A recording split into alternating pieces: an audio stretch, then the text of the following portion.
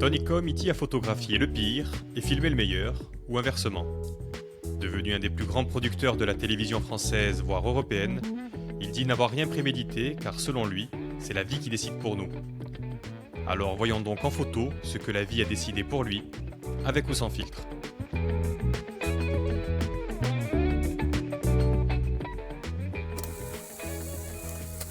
Bienvenue dans votre vie, Tony. Incroyable. Les photos de Très votre... C'est émouvant? Oui, super. Ouais, émouvant. Oui, c'est quelque chose à chaque fois de voir les photos agrandir. Ouais. On va Tout à refaire fait. justement le chemin de votre vie à travers les photos marquantes. Et on va commencer par celle-ci. Ben, le chemin Anthony. d'une vie, ça commence par les parents, hein, forcément. Hein. Ouais. Donc, Paul Comiti, mon père, Sylvette. et Sylvette Comiti. Mon père est d'origine de Serradiscopamène, né à Sautes. Il a quitté la Corse jeune à 16 ans pour rentrer dans la résistance. Il a suivi le général de Gaulle à Londres. Voilà, il a suivi le général de Gaulle. D'abord, il est rentré dans les forces françaises libres, et après, il a rejoint le général de Gaulle à Londres. Et ma mère, qu'il a dû rencontrer à Paris, à l'époque, elle est d'origine de Pau, dont la famille a migré vers l'Argentine, d'où un petit peu, si vous voulez, comme quoi les parents, hein, ça marque. D'où un peu mon amitié pour les pays latinos. On va se centrer un petit peu sur votre papa, pas quand il est ici, mais plutôt quand il est là. Quand il est là. Cette photo, elle est impressionnante, Tony. Elle est incroyable. Voilà, donc il s'agit, mon père donc, a rejoint le général de Gaulle et il a assuré la protection rapprochée du général. C'était le chef de l'équipe de sécurité rapprochée. Donc il a suivi le général de 1958 hein, jusqu'à Colombey, jusqu'à l'enterrement. Il a protégé le général de Gaulle avec on les appelait les gorilles. D'ailleurs, quand je remonte au village, à Serres, il y a parfois un vieux qui demande « Nicois, c'est qui celui-ci ?» Alors les gens disent « Mais tu sais, c'est Tony Comiti, le fils du gorille. » Ah, ou gorille, voilà. Le fils du gorille. C'était les gorilles de Gaulle, très connus, ils étaient, voilà. Parce qu'il y a une photo, mais sur toutes les photos du général, il est jamais loin. Il dormait pratiquement à côté de lui à l'Élysée. Dans les périodes difficiles de l'OAS, pratiquement, mon père passait jour et nuit à l'Élysée, dans l'antichambre du général, la mitraillette sur les genoux. Et votre papa, non content d'être le garde du corps du général, le général lui a confié aussi une autre mission. Alors, à l'époque, il n'y avait pas de service de communication, il n'y avait pas de service de presse, il n'y avait pas de plateau de télévision avec des politiques, il y avait des réunions politiques. Et le général de Gaulle a demandé à mon père de fonder le service d'action civique, le SAC, qui s'occupait de la propagande du général de Gaulle et de la sécurité dans les meetings politiques où les gaullistes allaient se battre contre les communistes. Et c'est votre papa qui fonde le SAC? C'est mon père qui fonde le SAC avec Jacques Faucard, qui était très proche du général. Et moi, j'allais à l'école parce qu'on était sur la liste noire, bien évidemment, de l'OAS. Mon père rentrait à la maison, il avait son 38 canon long sous son journal, comme ça. Il déposait son arme sur la bibliothèque, évidemment, interdit d'y toucher. Et j'allais à l'école avec des gardes du corps. On était sur la liste noire de l'OAS à l'époque. À l'école, la voici justement. Vous allez à l'école à Beauvais. Alors, mauvais souvenir de l'école, parce que j'ai jamais rien foutu, mais enfin, c'est pas grave. Donc... Vous ne vivez pas en Corse, hein, votre papa, effectivement. Vous grandissez. C'est à Beauvais, c'est ça, Tony? Ah, non, on grandit à Paris, mais bon, comme ça marchait pas trop à l'école, on a tenté le pensionnat. Donc, je me suis retrouvé à Beauvais. Je ne sais pas pourquoi Beauvais. Probablement que mon père devait connaître le principal de Beauvais. Je me suis retrouvé là en pension, où c'est pas un mauvais souvenir, mais comme je foutais rien de toute façon, voilà, je pensais qu'à faire de la musique. Mais sauf que votre père, il n'est pas d'accord avec ça. Il dit, il faut que tu étudies où? Eh ben, faut que tu étudies ou tu t'en vas, quoi. C'est ou le bac ou la porte, où tu vas bosser. Donc, Et vous, à 17 ans, vous dites, bah, écoute, enfin, vous dites rien d'ailleurs, vous fuguez. et à bac-3, à bac-3, je rencontre une fille qui vivait en Camargue et je l'ai suivie en Camargue, à Sainte-Marie-de-la-Mer, où là, j'ai rencontré un photographe qui s'appelait Jean-François Le Sénéchal, qui était le photographe de Manitas de Plata, et qui, pour gagner sa vie, il faisait de la photo stop, ce qu'on appelle sur les plages. Donc il m'avait dit, écoute, si tu veux apprendre, voilà, j'ai une idée, on va photographier les touristes qui partent à cheval en promenade, alors ils sont en maillot de bain, à cheval, tu fonces avec une mobilette, on développe, et tu leur revends la photo au retour de la promenade. Et c'est comme ça que je suis resté en Camargue quelques mois. Faire des photos déjà. On vendait la photo 2 francs. 2 francs, ça crée une vocation, sauf que votre papa, il n'entend pas de cette oreille-là. Ah non, et il pas vous du envoie, il vous retrouve assez facilement. À l'époque, il avait les moyens de vous retrouver. Ah ben, étant patron de la sécurité de l'Élysée, c'était plutôt simple pour lui. Donc, et il vous envoie, il dit, comme tu aimes la photo, eh ben tiens, je te trouve un stage à François. Je me fais interpeller par les gendarmes et ramener à Paris. Ah, par les gendarmes, carrément. Ah oui, ah oui. Donc, on me ramène gentiment, hein. Et papa là a compris. Ce qu'il m'a dit, la photo, c'est un métier de gitan. Voilà ce qu'il m'a dit. Mais bon, puisque tu veux faire ça, j'ai un contact à François. Parce qu'il faut savoir qu'à l'époque, le général, il n'y avait pas de service de communication.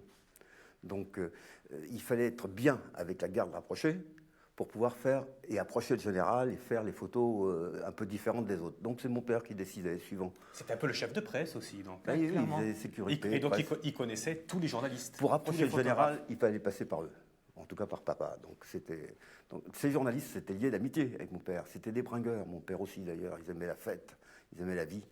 Et donc ces photographes et ces journalistes venaient souvent dîner à la maison, dont mon ami Georges Ménager, le pauvre, qui malheureusement est parti. Qui vous donne Et deux appareils photo. Georges avait senti, il était photographe, grand reporter à Match. Il a couvert le Cambodge, le Vietnam, l'Algérie. Ces gens-là me racontaient des histoires exceptionnelles. Moi, j'écoutais, j'avais 14 ans, 15 ans. J'écoutais ça.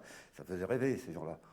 Et puis, Ménager m'a dit, écoute, si tu aimes la photo, il faut au moins que tu aies un appareil. Donc, il m'a offert un appareil, un Nikon avec un 28 mm. Voilà, c'est le début. Vous avez commencé dans le métier à François. À François, avec mon petit Nikon et mon petit 28 mm. Au labo de François. Et puis les rencontres, la deuxième rencontre vraiment marquante, elle est là-bas. Voilà, ça c'est mon ami Gökçin, aussi aujourd'hui disparu malheureusement. Gökçin Sipayoglu, grand reporter, qui a couvert aussi toutes les guerres du Biafra, toutes les guerres d'Afrique, les guerres du Vietnam, et qui a, dans les années 70, monté une agence de presse qui est devenue célèbre, c'est l'agence Sipa Press. Il y avait 3 agences puissantes en France, Gamma, Sigma et Sipa Press. Gökçin est turc, il parlait avec un accent turc. Il y avait que des Turcs. Avant d'apprendre la photo, il fallait apprendre le turc chez Gökçin. Il ne nous payait jamais, Ouais. ou presque pas, mais ça a été un grand patron de presse et surtout celui qui m'a appris le grand reportage, quoi. Donc, Qu'est-ce qui vous a appris, Gökçin? c'est-à-dire, par exemple, le téléobjectif, le grand angle, l'approche des gens. Il passait beaucoup de temps à regarder mes contacts. À l'époque, la pellicule, on faisait des planches contact. Il était là, comme ça, il regardait, il dit « Ça, c'est grande photo, mais t'as pas fait couleur ?» Je dis « Non, Gökçin, t'as perdu beaucoup d'argent. » En fait, L'argent, c'est lui qui a perdu beaucoup d'argent. Quoi qu'il en soit, grâce à Gökçin, donc vous savez effectivement raconter l'histoire en photo. Et puis c'est lui qui vous envoie au Chili, non? tout à fait. Donc, Eh bien, avant de raconter le Chili, ça se passe dans une autre pièce. C'est D'accord. Gökçin qui vous envoie dans le Chili. Vous allez faire vos photos importantes et impressionnantes, mais c'est dans la pièce d'à côté que ça c'est se le passe. premier grand reportage international, en fait. Allez, on y va.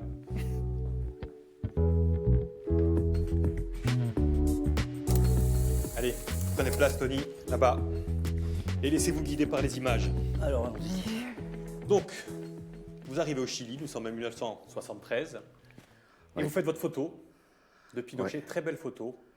c'est une photo un peu volée comme ça, Ouais. c'est fait avec un Leica comme ça, parce que bon, il ne voulait pas poser, donc c'était assez rapide, mais la photo est importante, avec ses gants à la main. Et nous apprenons qu'il y a un stade de football à Santiago du Chili, dans lequel ils ont enfermé plus de 1000 détenus. Ces détenus, on ne les reverra jamais. Ils ont fait des grandes rafles dans tout Santiago. Donc c'est interdit à la presse. C'est interdit à la presse, mais toute la presse demande. Donc ils nous mènent un peu en bateau ou plutôt en bus, c'est-à-dire qu'ils nous font monter dans des bus. Et toute la journée, on fait le tour du stade avec le bus, on ne s'arrête pas. Puis on revient à l'hôtel. Ils nous disent non mais demain, vous revenez demain. Et puis ça a duré 3-4 jours comme ça.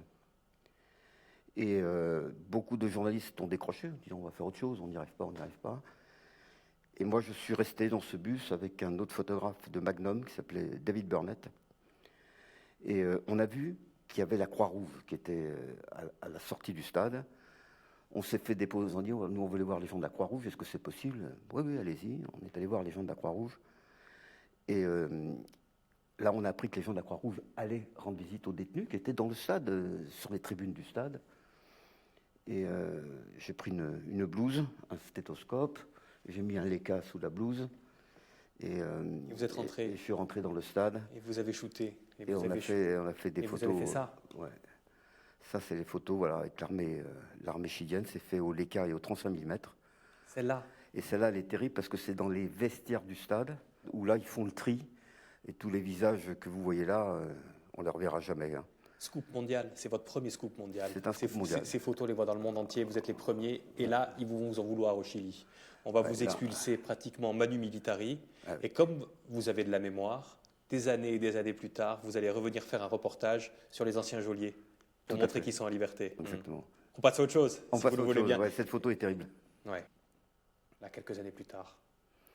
Alors Cette photo, ça, elle a une vraie histoire. Aujourd'hui encore, vous recevez des royalties, parce que vous êtes le Tout à seul fait. à avoir fait cette photo. Ouais. Racontez-nous un petit peu comment vous avez fait cette photo. Ben, cette photo, c'est une planque. En fait, Jacques Messrine est arrêté. Il est à la santé dans les quartiers de haute sécurité qu'il a dénoncé dans son livre, L'instinct de mort.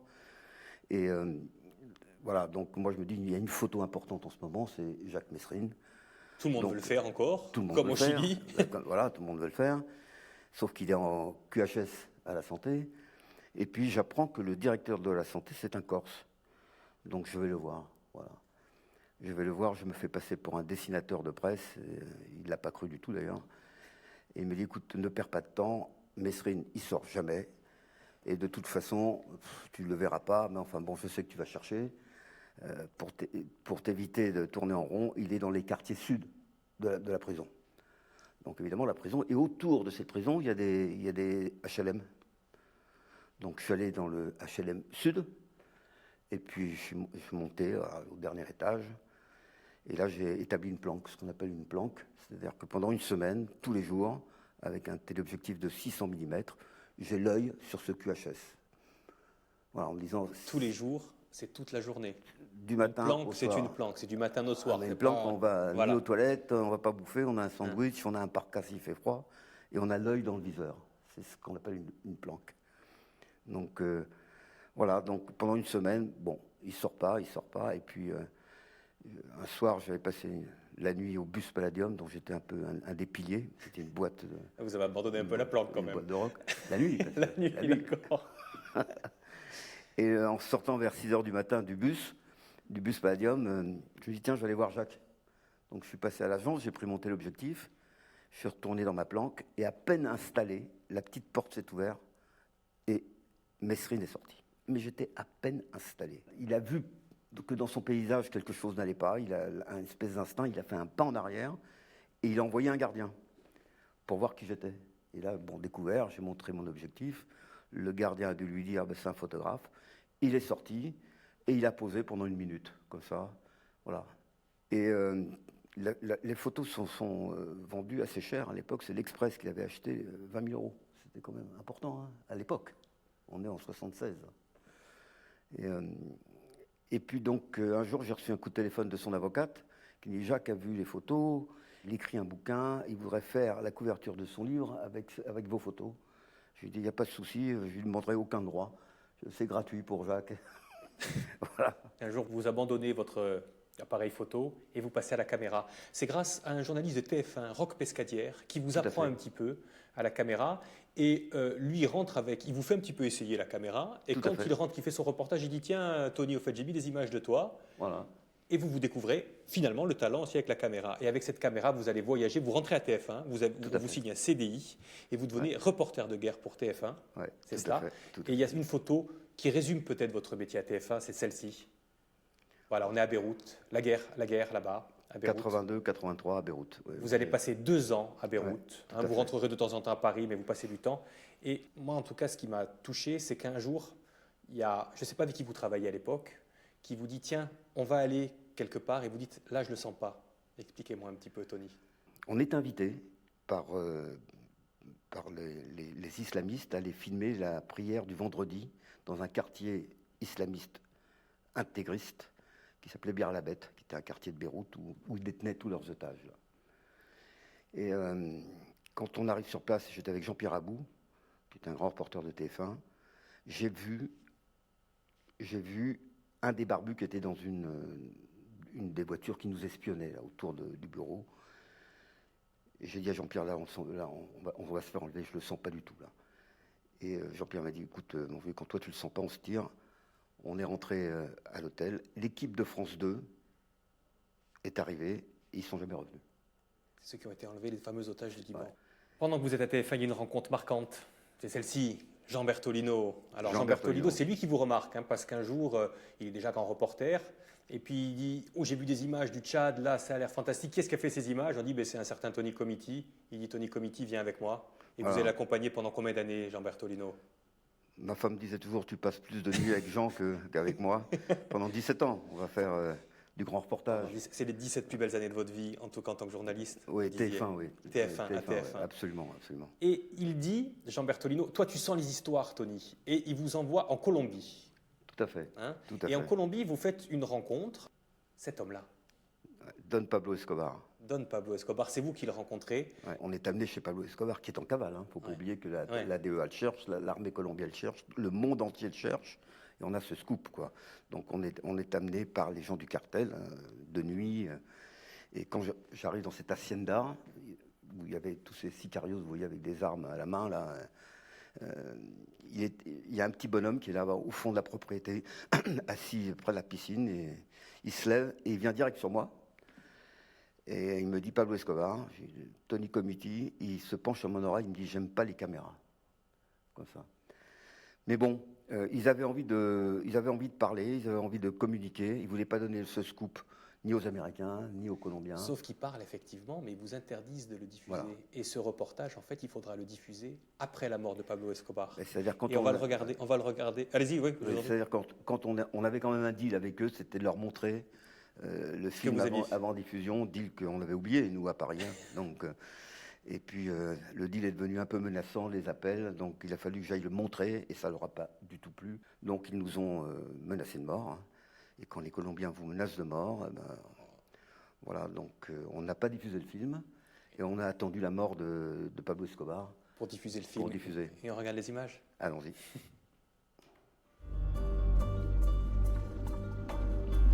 C'est justement dans la Sierra qu'une équipe de télévision française le retrouve au détour d'un reportage. La rencontre est un scoop mondial, la première fois qu'un journaliste étranger filme le narcotrafiquant.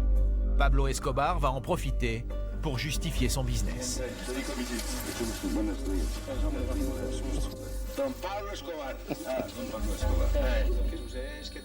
Il faut être réaliste. Nous sommes en train de vivre la civilisation de la cocaïne. La cocaïne est en train d'envahir le monde. Pourquoi est-elle en train de l'envahir? Parce qu'elle est une drogue moins forte, moins nuisible que d'autres. Le problème des drogués est un problème de manque d'éducation et de discipline. Reportage qui a fait date, c'est en 1989. Ouais. C'est un scoop mondial, encore une fois. Vous allez continuer à faire des scoops un petit peu de ce genre, pas toujours au même niveau, bien sûr. Non. Encore 3 ans à TF1, puis vous allez arrêter. On va voir pourquoi vous avez arrêté et comment ça se passe après. La vie après TF1, c'est dans une autre pièce que ça se passe. Venez, Tony.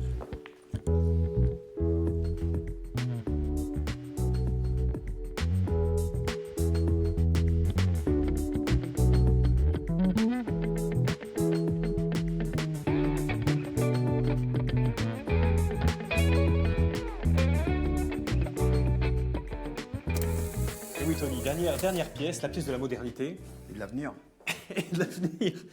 Et justement, vous quittez TF1 et vous lancez ça. Tony Comiti Productions. Pourquoi? Après avoir passé 17 ans à TF1 de grands reportages, une envie de revenir indépendant, voilà, de monter une entreprise, en fait, sans vraiment vouloir monter une entreprise. Au départ, c'est une histoire de copains, cette agence. Elle démarre dans ma cuisine avec un photographe qui s'appelait Patrick Chauvel, qui est un grand reporter. Et puis, on a eu des commandes, zone interdite, envoyé spécial. Et puis, ma femme m'a viré de la cuisine parce qu'elle me dit, bon, je commence à en avoir marre de tous ces reporters avec leurs bottes pleines de boue qui laissent leur vélo dans la chambre. Donc, j'ai déménagé et puis on a monté une... Voilà, c'est une histoire de copains. C'est une histoire... Il n'y a vraiment rien de vraiment prémédité en fait. C'est simplement d'avoir la liberté de faire ce que vous voulez et le vendre à toutes les chaînes. Vous vendez à TF1, vous vendez à France 2, France 5, France 5, voilà. W9, etc. Vous avez une banque de données énorme. Combien vous avez? 2000 films, 2000 reportages? Oui, il y a 2000 reportages en tout. Vous et employez pas les moindres. Il y a 50 personnes. 50 personnes. C'est dirigé par Patrice Lucchini, qui est d'origine d'Olène. Donc, qui est un ancien monteur de 52 sur la Lune.